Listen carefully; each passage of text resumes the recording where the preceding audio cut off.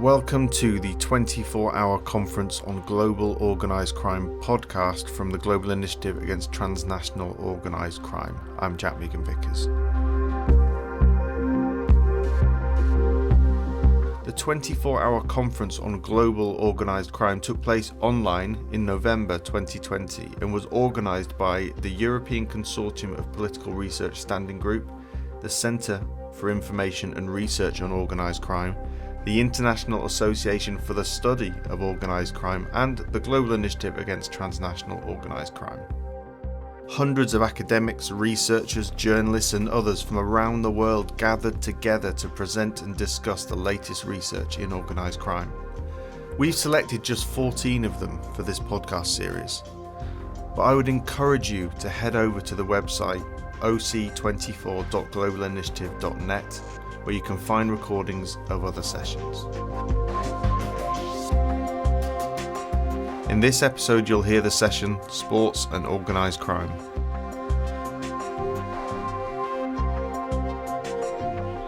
Hello, welcome everyone. Thank you for joining us today. I know many of you have been sitting on potentially since the beginning of the conference, so you're very familiar with this platform and the conference. My name is Christina Bain, and I am a visiting researcher at the Center for the Study of Europe at Boston University's Pardee School of Global Studies here in the United States. And I want to welcome all of you to our panel today on sports and organized crime. It's great to see so many familiar faces. I know we have some people from Massachusetts who are joining today, so thrilled to see you. And we have a great lineup of panelists. And I want to thank so much to all the co-hosts who put together this extraordinary conference that's never been done before, 24 hours of transnational organized crime. I know I'm really excited, and I know many of you are as well. So many different sessions and such rich content. We're so lucky to have had this conference put together that we can join. So thank you again to all the conference organizers. I know there's many hosts, so thank you for all the work that you've done. So with that, I just want to go over, for those of you who haven't been in all the sessions, just some technical piece in terms of how this session is going to run. You're going to hear three presentations, three different perspectives on sports and organized crime. And after each presenter speaks, we're going to go to the next presenter. And then finally, after the third presenter speaks, we're going to take questions and answers from the audience. If you have a question, do send it to the chat box. You'll see the chat box located in the middle part of your screen at the bottom. And if you're having any technical challenges, any experiences that seem wrong in terms of the technical piece, just do send a message to the host at the chat box, and someone will get back to you with fixing any issues. We are recording this session today, so to make you aware that this will be available for you to view later, as for those who couldn't make it.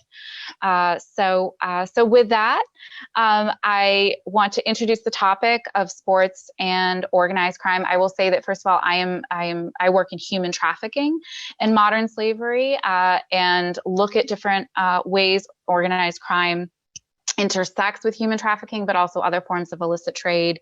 A few years ago, I actually did a webinar with the Global Initiative Against Transnational Organized Crime, one of the co-hosts here today, on sports and human trafficking. And we had a very robust discussion about the role of different illicit networks with football clubs, and particularly in the football industry, recruiting for labor trafficking. You could also have sexual abuse.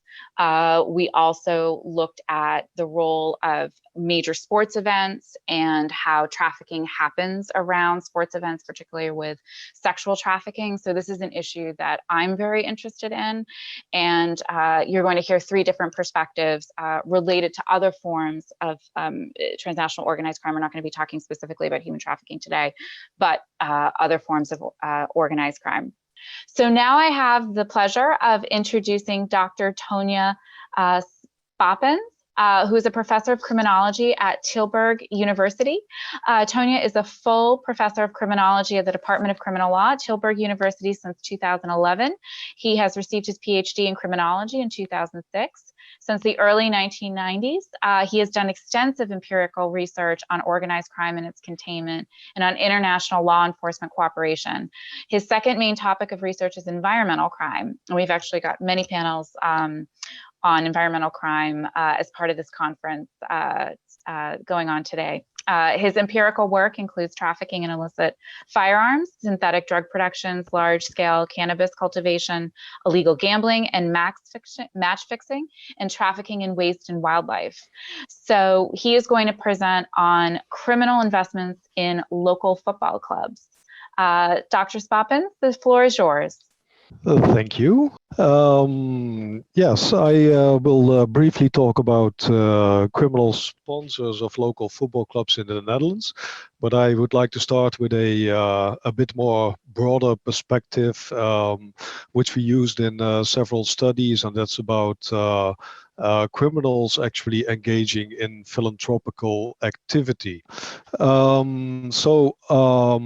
We actually started this study of criminals involved in local football clubs when we looked at criminals involved in philanthropic activities. And actually there's a lot of examples, but little systematic research. So a philanthropical criminal could, for instance, be Robin Hood, the Cray twins, who used fundraising activities when they were short on cash. Pablo Escobar is a very well-known example who invested in social housing, also in sports clubs, in education, but also the favela gangs in Rio de Janeiro who provide some sort of social security in their neighborhoods. And we actually started with the question, well, is this happening in the Netherlands as well? And we did a study in 2018, which was rather broad on the philanthropical side of crime. And we indeed found that providing financial support to sports clubs, cultural activities, and fundraising activity was quite an important type of philanthropical criminal activity. But they're also involved in charity foundations, engaged in healthcare provision, and acted as neighborhood Corleone. So basically, if you live in a neighborhood which is socially or economically deprived, or a closed subculture, there were always criminals there who would help the local people if they were having some financial problems, and gave them a job or helped them with all sorts of problems they were experiencing. So what kind of philanthropical criminals do we actually find? Well, of course, persons who were involved in serious and organized crime, who were sponsoring sports clubs, but also used charities for money laundering. Neighborhood Corleones were involved in healthcare activities. We also saw outlaw motorcycle gangs who were also hanging around at football clubs, primarily to seek to improve their public image, but also to find new recruits amongst football hooligans, for instance.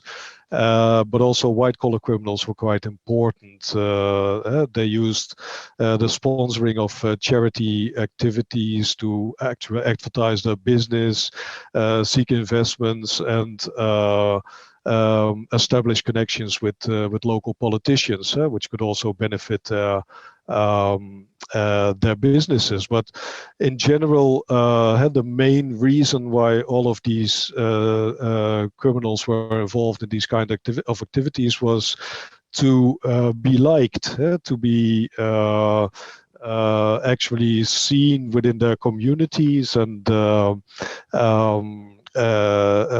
improve their public image, basically. So getting involved in a sports club is not really something they did because they wanted to launder money or wanted to actually make money. It was all about being, improving their social image, so to speak.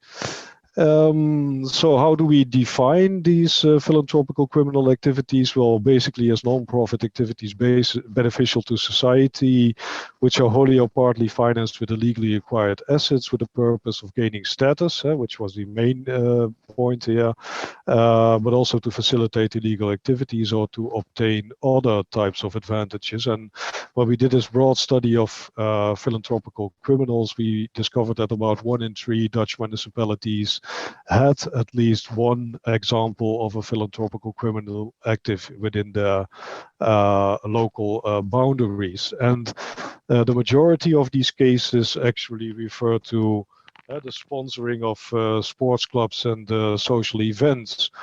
In a study which was actually a follow-up of this philanthropical criminal activity, when we specifically looked at amateur sports clubs in the south of the Netherlands.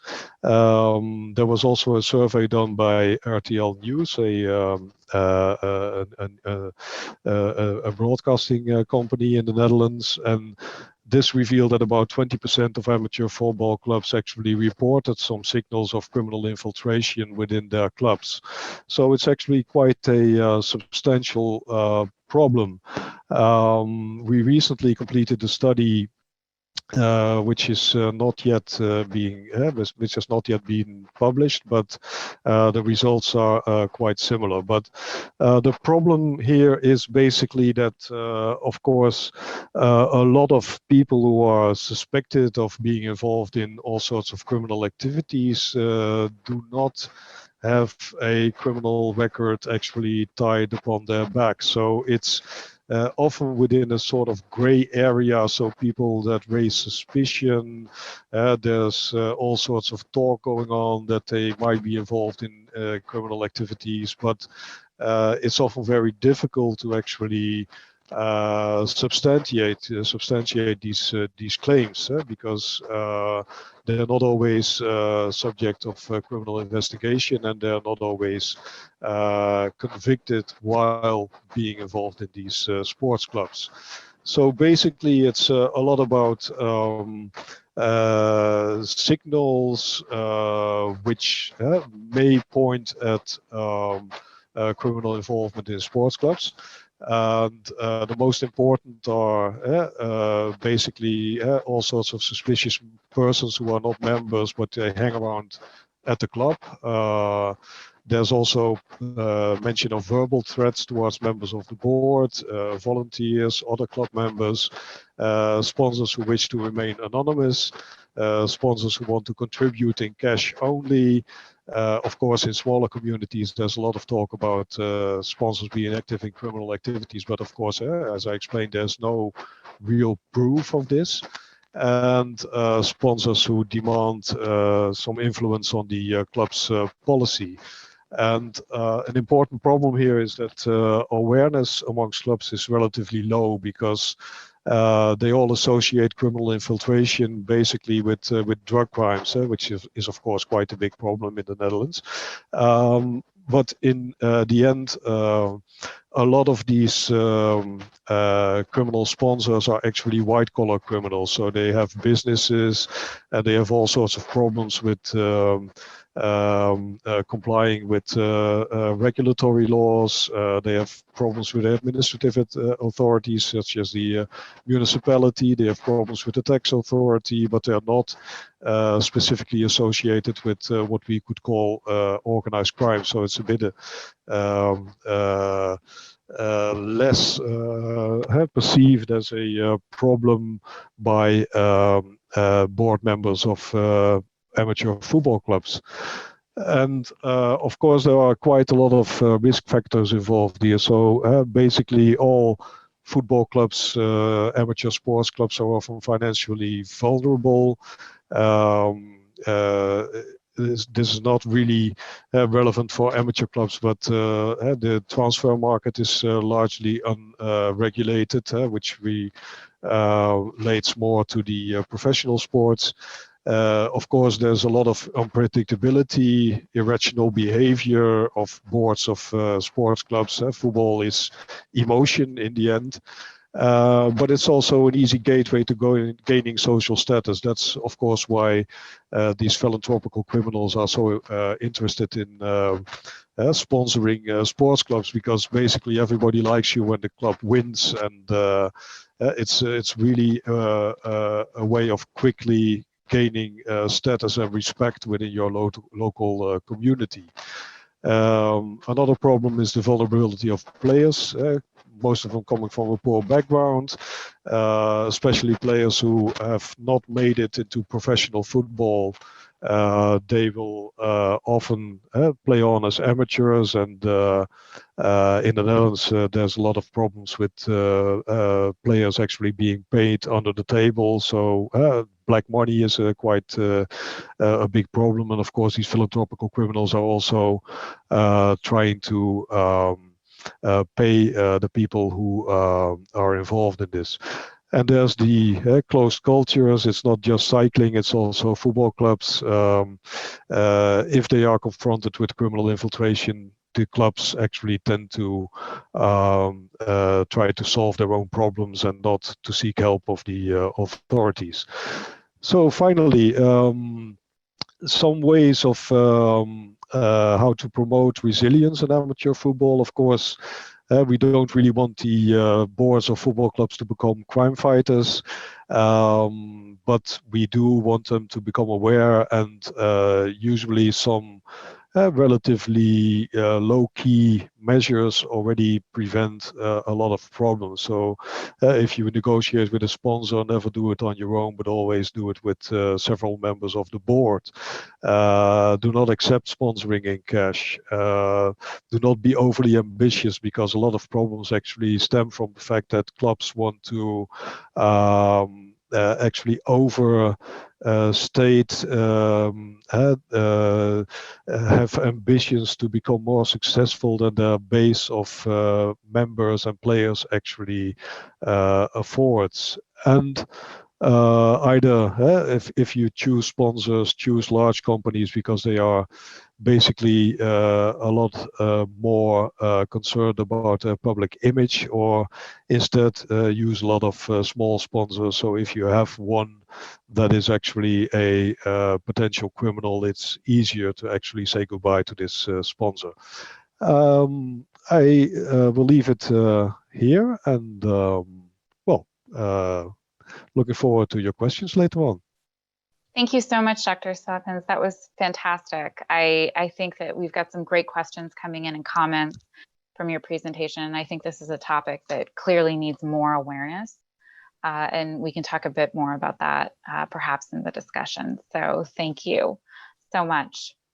So now we're going to go to our third and final speaker. And again, I just want to remind you to send questions into the chat box, and we'll get to them after this last speaker presents. So thank you for everyone who's contributed so far for your questions and comments. So now I have the pleasure of introducing Hans Nieland, who's a professor of criminology at Maastricht University. He is also he's at the Faculty of Law at Maastricht University, located in the Netherlands. He is also chair of the Center for Information and Research on Organized Crime. He has conducted research and published extensively on a variety of criminological subjects, including drugs, corruption, fraud, organized crime, and corporate crime. His recent publications focus on sports and crime and on innovative strategies to prevent and contain serious forms of crime. He is going to be sharing with us the role of agents and brokers in professional football. So Professor Nieland, the floor is yours. Thank you very much, Christina. There is always, there is a disadvantage being the last speaker, because you already had to concentrate on two previous very interesting presentations, but I also have the advantage now that I can build a little bit upon some of the notions that they introduced. So it's interesting to see, and we can link things up later on as well. Well, one of the things, and maybe that's also one, I've been researching the area of the football sector for a couple of years now.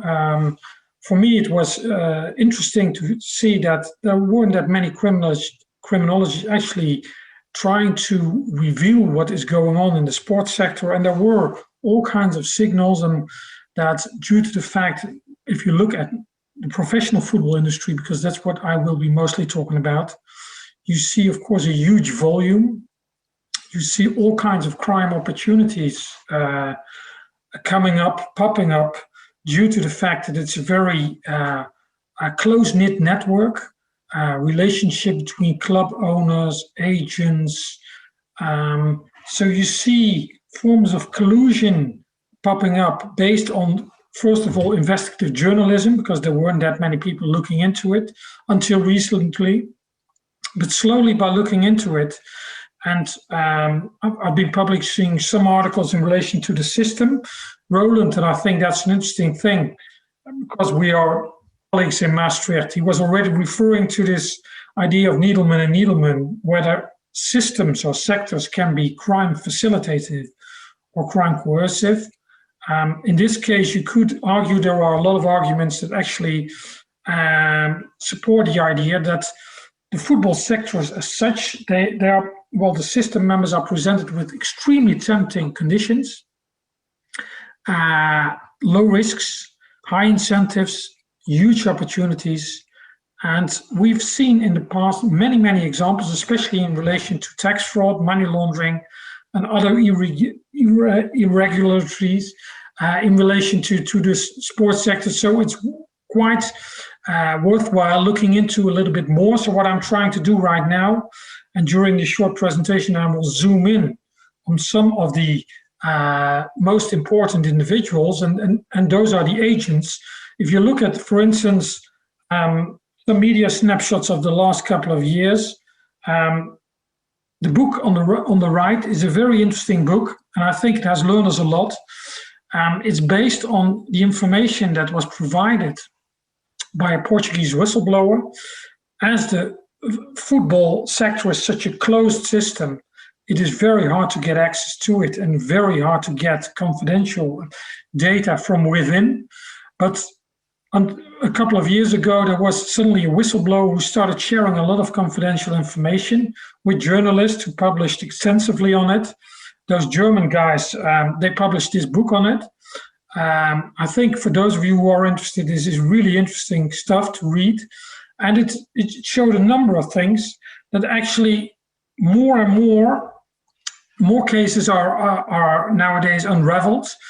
And we learn more about processes, because I think as criminologists, for us, it's very interesting to use, as Roland Moulin just mentioned in relation to doping. You could also argue that it's very interesting to use social network analysis to look at all those networks involved in, for instance, transfers of football players. If we focus on that, who's involved, look at the agents that play a pivotal role in that respect, who are the club owners, the club managers, and you will see very interesting patterns popping up. And that is very interesting, and also using a form of crime script analysis. Look at step by step, if you go through the whole process of trying to unravel a transfer, who's involved, at what stage. It learns you a lot about the process as such, and it may help us also to understand the mechanisms within the sector more and more. One of the things that, as I said, I'm very much interested in right now is looking at transfers. If you go back to 1995, 25 years ago, I think in Europe, everybody was convinced at the time, hey, we had the Bosman case. It was a very famous case, because essentially it meant until that moment, players were more or less slaves of clubs. They didn't have that much autonomy themselves to decide where they wanted to play. From that moment onwards, they had more autonomy, but what no one actually predicted at the time was that, also due to the fact that the sport has professionalized and commercialized, and there's so much money at stake, that slowly they became slaves of agents. I heard Christina discuss at the start of the session the relationship between agents and human trafficking, which is also a very interesting aspect. And it shows also a strong dependency of players. And we are not talking primarily about the top players here, but mostly the professional players of a little bit lower standard, but who are very much dependent on others who may decide where they're going to play next year and what club, at what level. So, and one of the things, of course, which makes it very prone and very interesting also for instance, money laundering purposes, that players' values, you can play with it, you can manipulate with it. For us, and I think Football Leagues was one of the interesting books that actually revealed that.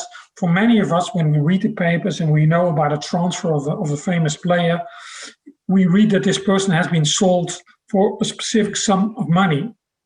But it is very easy actually to start playing around with that and to also include other forms of, and this is what this Portuguese whistleblower actually has learned, that many of those official transfer registrations and sums do not match what's going on in reality. That we see all kinds of money flows using all kinds of offshore countries, and I would say it's no coincidence that also based on the things that the Portuguese whistleblower has revealed, is that it has led, for instance, to a number of cases in Spain, mostly related to tax fraud, but that nowadays Ronaldo, Messi, Modric, many others, they have been convicted by the Spanish authorities because they had to, well, officially, Messi is convicted for 2 years imprisonment, but well, in Spain, they have a system that you do not have to go to prison when it's 2 years or less. So he got away with a huge fine. And the fascinating thing is that all those cases were actually originally revealed by whistleblowers, and the Spanish authorities really started working with it. We see, if we look at the whole network as such, of course, there is an elite group of people. You see, as I already mentioned, strong collusion between agents and clubs, and especially when you use social network analysis, slowly it becomes clear, hey, it's interesting to see that not individual players are moving from one club to the other, but we see whole groups of players being sold, and club owners who control many clubs. For instance, there are club owners in England who control clubs in the Netherlands, in Belgium, in Germany. They have about 50 to 60 players, and they are being sent around. And the question is, what is going on there? How it's being financed? Where's the money actually coming from? So there are a couple of things actually that we have to study more in detail. As I said, that is complicated. Nevertheless, it is a tempting thing. I think we are only at the start of doing this kind of thing. But it is a good thing, I would say, especially when we take into account all the possibilities that they have to hide what is actually going on. We've learned about the Panama Papers and the Paradise Papers, and we learned that by using and abusing all kinds of corporate entities, that you can play around, and we've seen the names of players and major agents coming. Well, we've read about those people as well who have abused our systems, legitimate structures, abusing that for their criminal purposes.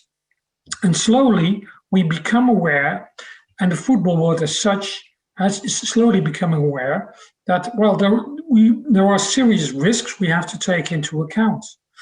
The fascinating thing is that until recently, there wasn't hardly any attention paid by the national associations, by the international football associations, who actually was controlling specific clubs. So you can look at ownership of clubs.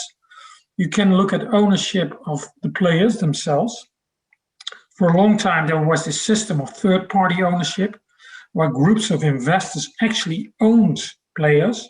We've seen the examples and the evidence of Mexican cartels involved in that kind of thing. We've seen third-party ownership by entities, money coming in from Malta and Cyprus, and it was completely unclear where the money was actually coming from. But many people believed, well, it's coming from Belarus, from other countries, and we are not so sure about whether this money has actually a legitimate background, a legitimate origin. So there is much to be discussed and much to be unraveled. So I think we have something to look forward to as criminologists, if you're interested, like myself, in both organized crime and sports. And we know that is very much intertwined. And I think transparency already unraveled for many people who want to invest and who want to be there in the football industry, regardless whether it's at an amateur level or a professional level. But of course, when you're acting on a professional level, you get more publicity. And for many of those people, it's not only about the money. They may even lose some money, but they have plenty. And they have something. What they want is prestige. They want status. They want to be there. They want to be part of the world. And there aren't that many people actually asking difficult questions to them. But slowly, I see some awareness. We had an interesting case a couple of years ago where a Dutch bank suddenly decided, well, we do not want to finance the football industry anymore because we think it's a shady business. And they were relating to transfers. They were relating to ownership of clubs. They were relating to, they were based on, I think, the work of journalists. And slowly, as I said, there are some criminologists, including the three of us sitting here at the panel, who have shown some interest in this world. And I think it's relevant to continue that also with international scholars. So I would very much welcome others also to join and look at this, what's going on in the football industry more from an international perspective, because I think that's really relevant. Well, to wrap things up, I would finally say something about supervision and control, because who could actually do something about this kind of thing? And I would say what we always are inclined to say is look at especially public authorities, law enforcement, but we do not see, of course, that many cases being prosecuted. I would say the paradoxical thing, by the way, in relation to what has happened in the football industry, that this Portuguese whistleblower I refer to, he is now being prosecuted in Portugal himself because of leaking confidential information. So you see also the power of the football industry as such, the moment they start putting pressure there. But I don't think we could expect too much for public law enforcement. Maybe we should have a look at the associations themselves, the clubs, should be more aware of the risks they run. The moment that they invite everyone, for instance, agents, they know that with a very dubious reputation, if, for instance, a new person comes in and just want to buy the club, it's relatively easy, at least in the Netherlands, to do that kind of thing.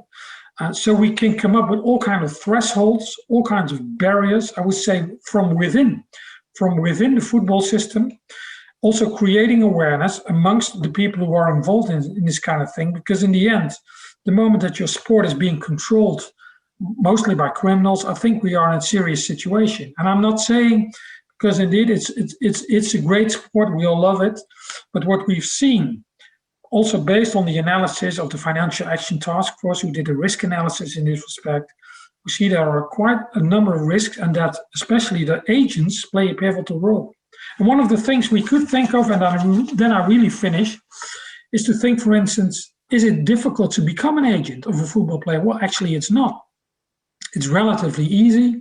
You can study, you have to register yourself officially, although there are still quite a number of agents working without an official registration, but it's condoned, it's allowed.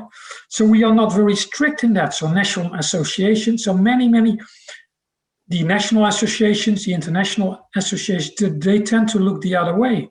So this is something actually we should address, we should take more serious. I think especially when it comes down to self-regulation, compliance systems, better whistleblowing systems, I think we all need it in the football industry to actually protect the beautiful sport of football. I'll finish with that. Thank you. Thank you so much, Professor Neelan. That was really in-depth, and I think you shared a lot of aspects that weren't previously addressed. So I think having you as the third presenter worked out perfectly. Yeah. So thank you. And I think we have a number of questions. We're now going to go into 20 minutes of Q&A, and then we'll end 15 minutes past the hour. So with that, I know we had some conversation about awareness, and I just wanted to begin our discussion with talking more about how can we, as organized crime experts and academics and activists and criminologists, law enforcement, et cetera, public officials, work on spreading more awareness of this. We also had a couple of comments in the chat about how these networks really mirror legitimate business. And as we know, criminal networks are functioning like licit business. So how can we fight this type of organized crime with potentially legitimate business, and then how does that work with awareness? And so I open that up to any of the panelists for your comments. Anyone like to go first? Well, I was the last to speak, but very briefly, and I think Roland and Twande will follow. One of the things I think slowly, as I mentioned, as when I finished my short presentation, I refer to the fact that if you look at the relevant players in the area, in the sector of sports, I think are slowly waking up. For instance, the example I gave in relation to the banks, when it comes down to the financing of sports, but also when it comes down to, for instance, ownership of clubs, that both clubs but also the associations should become aware, and we could come up, at least ask those clubs, but also not to take everything for granted, and the association, but that you actually start asking. Of course, they are no detectives, they are not police investigators, but you can do a lot just by screening, just by looking at the internet, looking at the background, just raise some difficult questions, actually try maybe some screening mechanisms, trying to come up with ideas of the English, the English Football Association has this so-called fit and proper test. Actually, that it shows, I'm not saying it's a perfect instrument, because if you see how it works out in practice, there's a lot to improve. But at least you have something, and you have to start, when you create awareness, you have to talk to the clubs, you have to talk to the agents, you have to, and of course, many of them are not inclined immediately because to share their ideas with you and to go along. But at the same time, they are aware that in the end, it's very bad for the reputation as such. The moment that, well, I think the example, and maybe Roland can elaborate on that, the moment that you have a cycling industry which was completely overwhelmed by doping somehow, many people were aware of it. He referred to the code of silence, the walls of silence.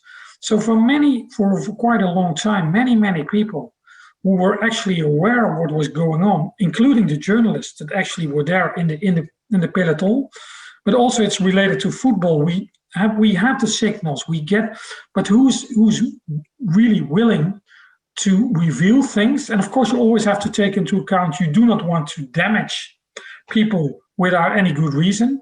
But I think we have some interesting cases, at least to discuss it. But anyway, I think that's where it all starts. Thank you so much. Dr. Spappins, did you want to make any comments to that?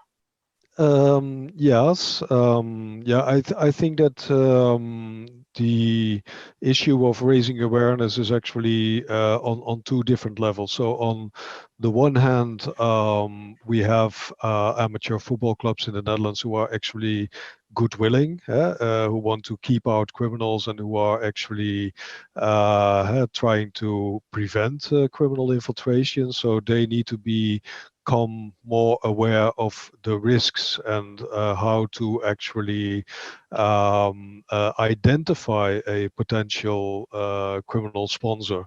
So that's something in which, for example, also the Football Association can play an important role, or other sports associations or federations who can actually inform the clubs. There have also been meetings organized by the Dutch tax authority, for instance, in which they informed clubs about the risks and how to prevent them.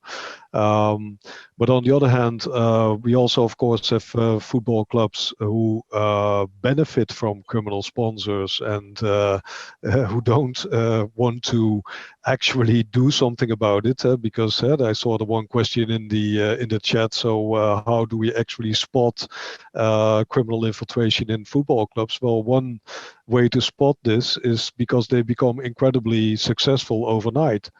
Because they have much more money, which is sponsored by criminals, and can buy better players, or actually in amateur sports pay them under the table, basically. So usually, if a small club who doesn't have a big base of members or a big financial base wins the one championship after the other, then something is probably not completely right, at least most of the times. And then, of course, it is important for investigative authorities and also for the sports associations to become aware of this. And that's actually a problem in the Netherlands, because in many cases that we studied, the investigative authorities actually stumbled upon criminal infiltration in sports clubs when they started their criminal investigation, for instance, because of drugs or because of other types of crimes, and then discovered that their main suspect was also involved in a sports club or in a football club. Both the clubs need to become more aware, as well as the investigative authorities and the sports associations. Thank you so much. Thank you for all of those great comments. So we have a number of questions and comments, and we have about 12 minutes left. So I'm just going to start with one that I think is particularly important, about illegal betting. And someone made the comment about illegal betting in terms of, isn't this a more common format of organized crime that you see in sports? And what would each of you say to that? So who would like to take that one? Tuan, maybe you are the one who actually did a research on match fixing in the Netherlands and illegal betting. Yes. Well, there's also had of course, one risk of criminal infiltration in sports clubs is that they actually gain some leverage over players or over other officials who are involved in the club, and use this leverage to manipulate the outcomes of the games. So that's an important issue. Of course, it all depends on whether sports clubs at a certain level are indeed available to bet on. For instance, in the Netherlands, in amateur football, is not a problem because there's basically no betting on amateur sports games yet. This may change next year when the gambling law is amended. But we must not forget that when you differentiate between outsiders like organized crime who are not really involved in the club but have some power over players or referees, and can use this power to actually manipulate games. That happens, but in practice, it's far more often people who are insiders within the clubs.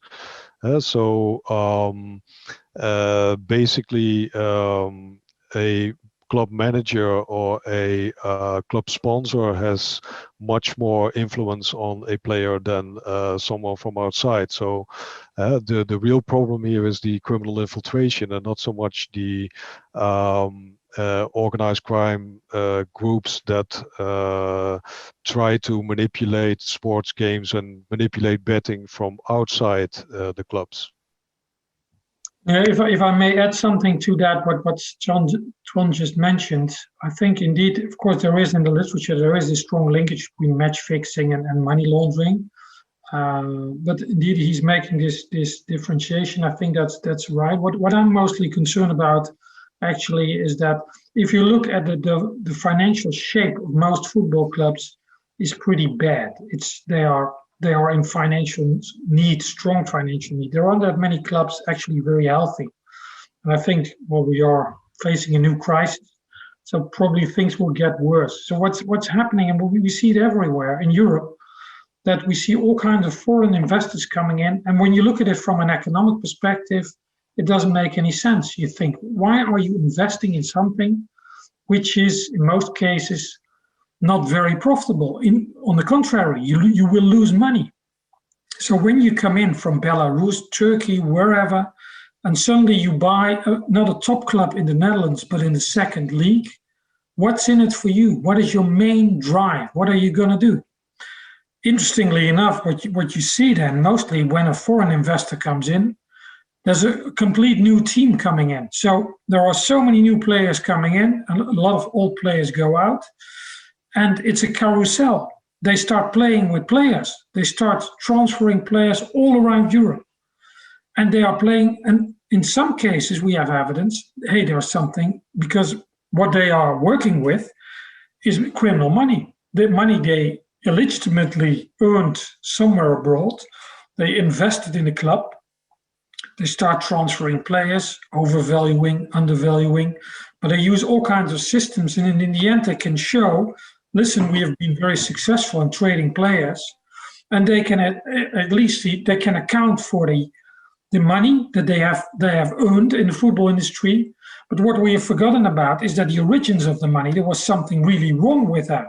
I think that is of major concern. If you look at all kinds of football leagues in Europe, lately in Belgium, small clubs, suddenly they are taken over by huge investors. They start investing large sums of money, and nobody has a clue where it's coming from. I think that is a real concern. And it has nothing to do in that respect with match fixing or illegal betting. No, thank you so much for those important comments. So in the final moments we have left, I'm just going to take this final question, and then we'll go, if we have time, to brief final comments from all the panelists. So this is actually, I think, a question. It's a really important question, and I think it could apply to either Professor Moreland or Professor Nilan's comments today. What do you think about the results of empirical studies on the impact of organized crime on the sports results? So we've talked a lot about other aspects of the sports industry, but what about the actual results of sporting events and things of that nature? What would be your thoughts on that? They also gave the example of, if we take a look at the biggest football competitions in Europe, it's Champions League, Europa, Premier League. Well, of course, it may influence in the end. But now we're talking again.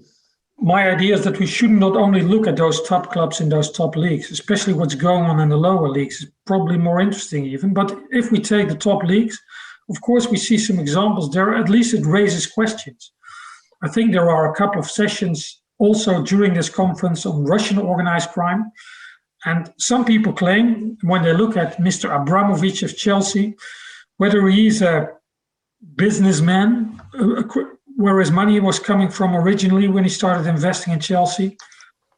There are a lot of rumors and allegations. I'm not claiming. So here we see, and he has been able, over the years, actually, to build a complete empire, not only with Chelsea, but with a lot of other satellite clubs in Europe are also part of the whole Chelsea network. So in the end, it influences results, because you are able, of course, in that respect, also to buy very good players. And it may lead to a situation that you actually become a champion. So indeed, there are situations, but again, in most situations where we actually see the money laundering, is that most money launderers not only go for the top clubs, but they go for the lower leagues. So we are almost out of time. We have 3 minutes. So that means a minute each for final comments. So what would be your final words to leave the audience with on this topic and the importance of it? I can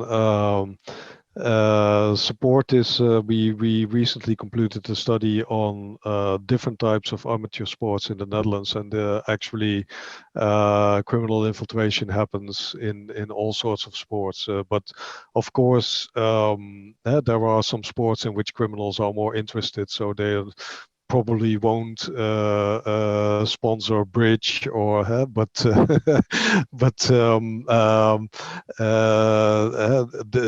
are lots of sports in which they are interested, and also cycling, but not so much in the cycling teams as well as in organizing the events that's something we have seen them pop up.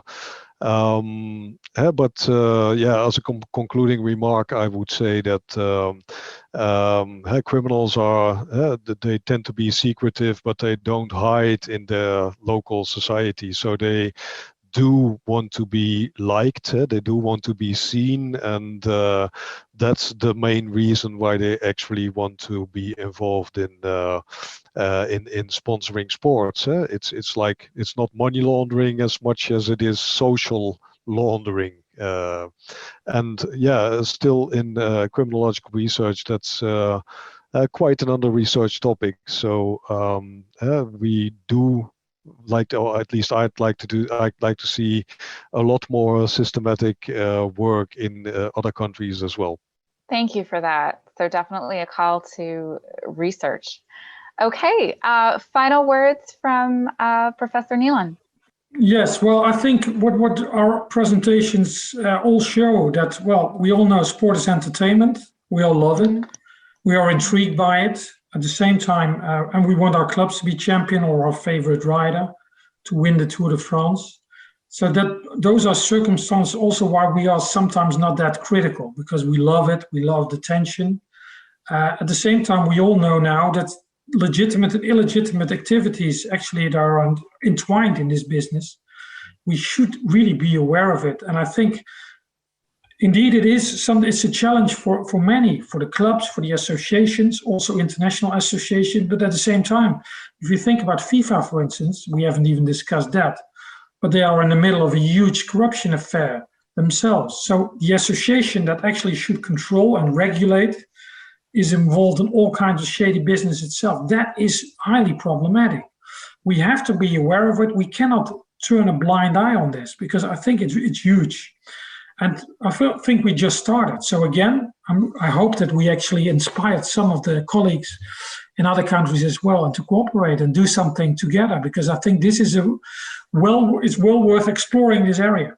And I think as someone who's also in academia, I can say we also have a number of students on this conference who are involved in the organizing and also who are listening. So I think that this is an area when they're thinking about their studies and they're interested potentially in sports and how you combine organized crime with it. I think this is a great topic to take on. So thank you to everyone for your wonderful contributions and to our audience for sticking with us for the entire time. And I wish everyone a wonderful rest of the day, evening, afternoon, wherever you are in the world. And thank you so much again to the organizers for this dynamic conference. You were listening to Sports and Organised Crime. If you'd like to get more information on this topic and the speakers, head over to the conference website, oc24.globalinitiative.net. There you can also find videos of most of the talks, including a number of discussions that are not part of this podcast series. This was the 24-hour Conference on Global Organised Crime podcast. I'm Jack Megan Vickers. Thanks for listening.